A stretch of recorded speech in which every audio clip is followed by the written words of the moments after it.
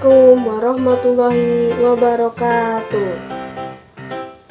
Hai teman-teman semuanya, bagaimana kabar teman-teman hari ini? Semoga teman-teman selalu dalam keadaan baik ya. Oke teman-teman, saya ada pantun nih untuk teman-teman semuanya. Pantunnya, pengalaman kelam coba lupakan, pengalaman senang yang dikenang. Seperti yang pepatah katakan, tak kenal maka tak sayang.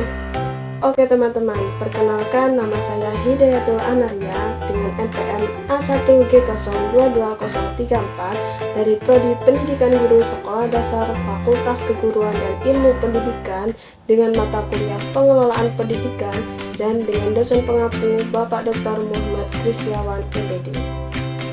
Nah teman-teman, dalam video kali ini kira-kira kita akan membahas tentang apa ya?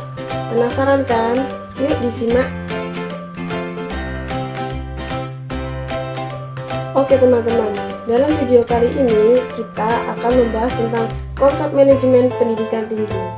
Wah, pendidikan tinggi, pasti semua orang, bahkan teman-teman semuanya, ingin menuntut ilmu sampai ke jenjang pendidikan tinggi kan? Nah, sebenarnya pendidikan tinggi itu apa sih teman-teman? Yuk kita bahas bareng-bareng. Nah, sebelum kita ke materi, ke konsep manajemen pendidikan tinggi, apa saja sih nantinya yang akan kita bahas dalam materi tersebut teman-teman?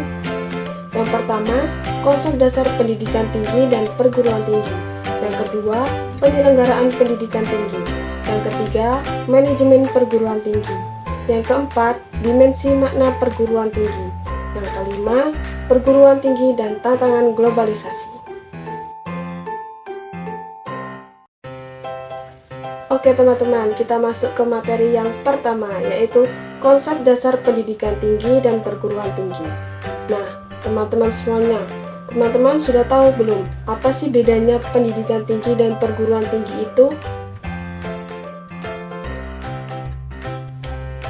Oke teman-teman, pendidikan tinggi merupakan jenjang pendidikan setelah pendidikan menengah yang mencakup program diploma, sarjana, magister, program doktor, program profesi, dan program spesialis yang diselenggarakan oleh perguruan tinggi berdasarkan kebudayaan bangsa Indonesia.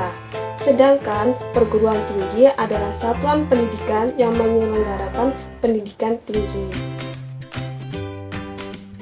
Nah teman-teman, kita masuk ke konsep yang pertama, yaitu konsep pendidikan tinggi. Menurut Peraturan Pemerintah Republik Indonesia Nomor 60 Tahun 1999 tentang pendidikan tinggi, tujuan pendidikan tinggi adalah yang pertama, menyiapkan peserta didik menjadi anggota masyarakat yang memiliki kemampuan akademik dan atau profesional yang dapat menerapkan, mengembangkan, dan atau memperkaya hasanah ilmu pengetahuan, teknologi, dan kesenian. Yang kedua, mengembangkan dan menyebarluaskan ilmu pengetahuan, teknologi, dan atau kesenian, serta mengupayakan penggunaannya untuk meningkatkan taraf kehidupan masyarakat dan memperkaya kebudayaan nasional. Pendidikan tinggi terdiri atas pendidikan akademik dan pendidikan profesional teman-teman. Pendidikan akademik merupakan pendidikan yang diarahkan terutama pada penguasaan ilmu pengetahuan, sedangkan pendidikan profesional merupakan pendidikan yang diarahkan terutama pada kesiapan penerapan keahlian tertentu. Lanjut, kita ke konsep yang kedua, yaitu konsep perguruan tinggi. Perguruan tinggi menyelenggarakan pendidikan tinggi atau pembelajaran, penelitian, serta pengabdian kepada masyarakat. Nah, teman-teman, perguruan tinggi dapat berbentuk yang pertama, akademik, yang kedua, politeknik, yang ketiga, sekolah tinggi, yang keempat, institut, dan yang kelima, universitas. Nah, pasti teman-teman penasaran kan, apa saja sih pengertian dari kelima bentuk perguruan tinggi tersebut? Oke teman-teman, yang pertama akademi. Akademi menyelenggarakan program pendidikan profesional pada satu cabang atau sebagian cabang ilmu pengetahuan, teknologi, atau kesenian tertentu. Yang kedua, politeknik. Politeknik ini menyelenggarakan program pendidikan profesional pada beberapa bidang pengetahuan khusus atau perguruan tinggi yang menyelenggarakan pendidikan vokasi. Nah, ketiga, sekolah tinggi. Sekolah tinggi menyelenggarakan program pendidikan akademik atau profesional dalam lingkup satu disiplin ilmu pengetahuan. Yang keempat, institut. Institut menyelenggarakan program pendidikan akademik atau profesional dalam sekelompok disiplin ilmu pengetahuan, teknologi, atau kesenian. Dan yang kelima, universitas. Universitas ini menyelenggarakan program pendidikan akademik atau profesional dalam beberapa disiplin ilmu pengetahuan, teknologi, atau kesenian tertentu, teman-teman.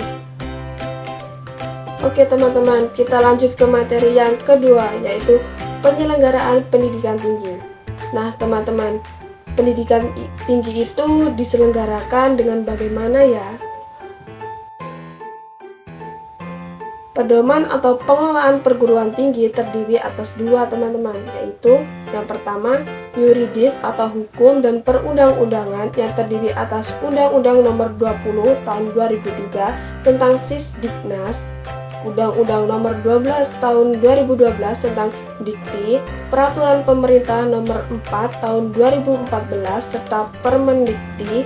Yang kedua, teori-teori dan ilmu pengetahuan berupa buku dan karya ilmiah atau jurnal hasil penelitian, dan Peraturan Pemerintah Nomor 60 Tahun 1999 tentang pendidikan tinggi mengatur bahwa penyelenggaraan perguruan tinggi yang dilakukan oleh masyarakat haruslah berbentuk yayasan atau badan yang bersifat sosial. Oke teman-teman, masih semangat kan? Masih dong. Nah, kita lanjut ke materi yang ketiga, yaitu manajemen perguruan tinggi. Ada berapa sih teman-teman manajemen perguruan tinggi itu dan apa saja?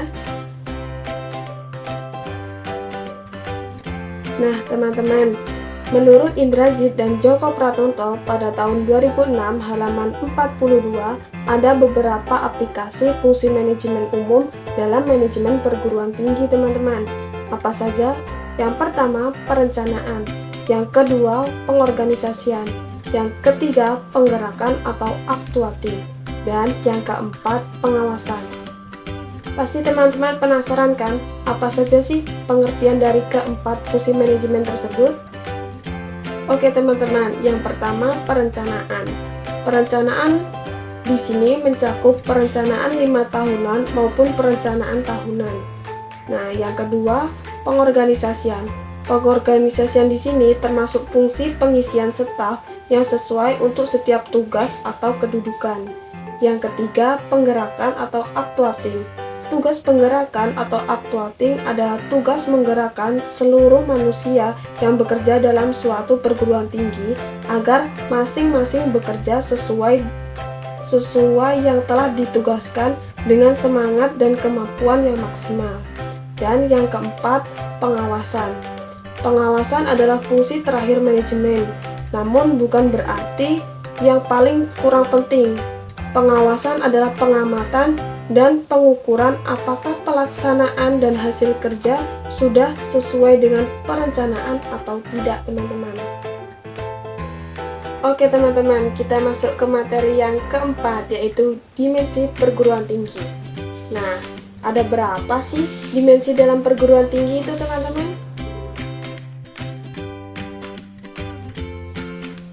Nah, teman-teman, dimensi dalam perguruan tinggi itu ada 5, teman-teman. Yang pertama, dimensi etis. Yang kedua, dimensi keilmuan. Yang ketiga, dimensi pendidikan. Yang keempat, dimensi sosial. Dan yang kelima, dimensi korporasi. Oke, kita bahas yang pertama dulu ya, yaitu dimensi etis. Universitas dikenal sebagai pusat kreativitas dan pusat penyebaran ilmu pengetahuan, bukan demi kreativitas sendiri, tetapi demi kesejahteraan umat manusia, teman-teman. Ini untuk dimensi etis. Yang kedua, dimensi keilmuan. Tujuan utama pendidikan tinggi adalah mengembangkan dan menyebarluaskan ilmu pengetahuan, teknologi, dan kebudayaan dengan proses belajar mengajar, penelitian, dan pengabdian kepada masyarakat.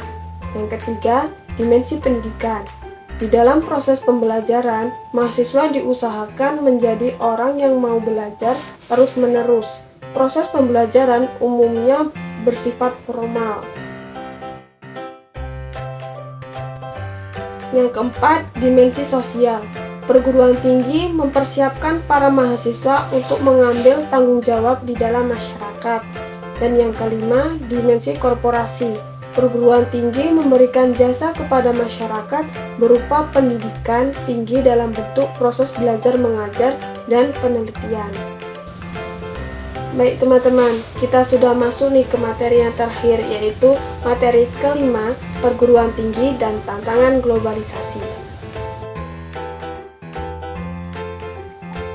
Globalisasi berpengaruh pada semua tingkah laku manusia dan berdampak dalam tingkatan berbeda pada budaya, masyarakat, dan manusia.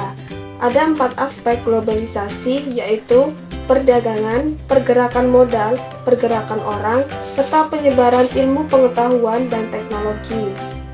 Menurut Atkinson pada tahun 2011, globalisasi bagi perguruan tinggi pun merupakan kekuatan yang mengubah perguruan tinggi dari suatu institusi yang memonopoli ilmu pengetahuan menjadi suatu lembaga dari antara sekian jenis organisasi yang menyediakan informasi dan dari suatu institusi yang selalu dibatasi oleh waktu dan geografi menjadi suatu lembaga tanpa batasan, teman-teman.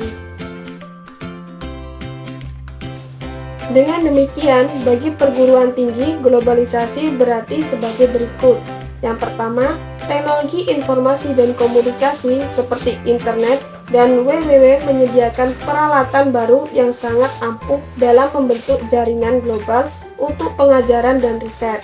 Yang kedua, dalam lingkungan baru, suatu organisasi, baik universitas maupun pemberi jasa informasi lainnya dapat memenuhi kebutuhan.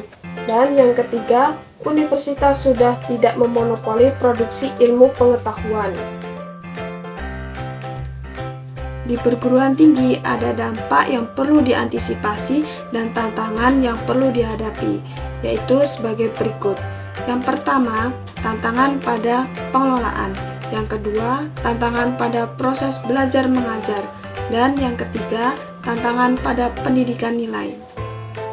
Nah, teman-teman, itulah tadi pembahasan materi tentang konsep manajemen pendidikan tinggi dari saya. Apabila ada kesalahan, saya mohon maaf.